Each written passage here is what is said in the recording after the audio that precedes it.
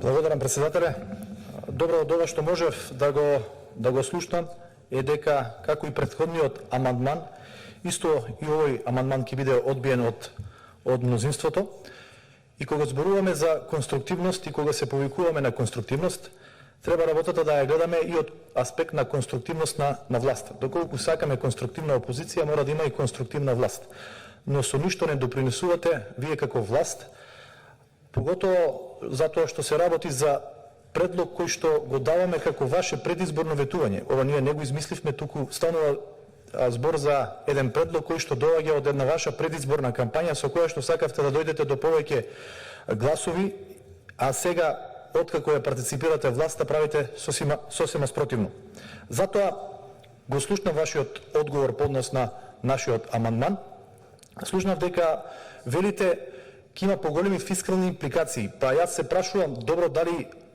оваа измена на закон се прави за да им помогнеме на граѓаните или се прави популистички, како да се представи дека нешто се работи и се помага на граѓаните. Дефинитивно, ако сакаме да им помогнеме на граѓаните, наместо предизборно со спицозите во рака да делите картички и да купувате политички поени на тој начин,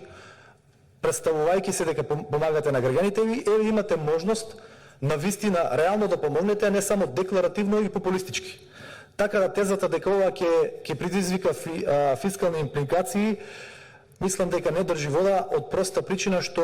во една ваква состојба ние мораме да помогнеме на граѓаните, не само декларативно и популистички.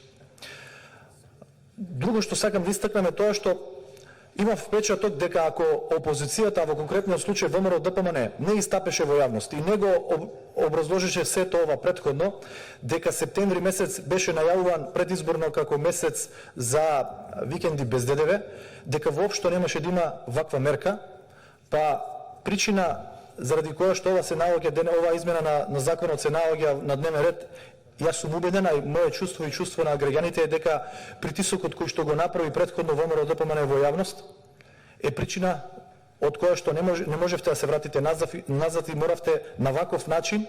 само декларативно да направите измена на законот со која што декларативно ќе се заложите да помогнете, а не реално. Друга работа која што сакам да истакнам е тоа што нашиот предлог е мерката да се користи во 4-5 месеци и да им се остави можност на граѓаните, во зависност од нивната куповна моќ во даден период од годината, тие да одлучат кога ќе ја искористат оваа мерка и кога ќе пазаруваат и купуваат македонски производи без ДДВ. Вие ги ограничувате само во еден месец, а со оглед на тоа што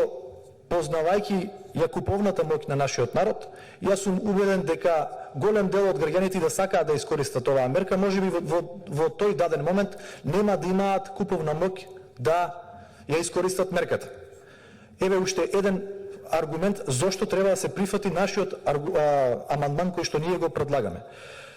Од друг аспект, анализирајќи ја состојбата во државата со ковид кризата и растењето на бројот на заболени,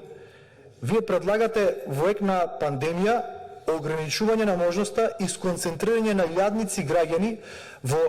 неколку денови, во 2-3 дена, низ продавниците во Република Македонија и со самото тоа да се зголеми и ризикот од евентуално заболување. Значи, од една страна ограничувате движење во некои други сектори, најавувате воведување на карантин, а во исто време предлагате измена на закони со кои што ги ограничувате граѓаните и потенцијално создавате ризик од зголемување на бројот на заболени, затоа што, да бидам искрен, турканиците и гужвите кои што ќе бидат создадени само затоа што ја ограничувате временската рамка, ќе се појават, а со тоа сигурно дека и опасноста од поголем број на заболени. Од овие причини, како што спомнав пред малку, сметам дека ова е повеќе декларативно, а не реално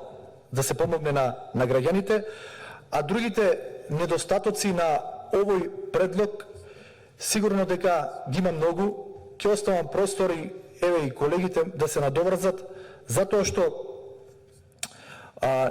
не давајќи можност да се усвои овој наш предложен амандман,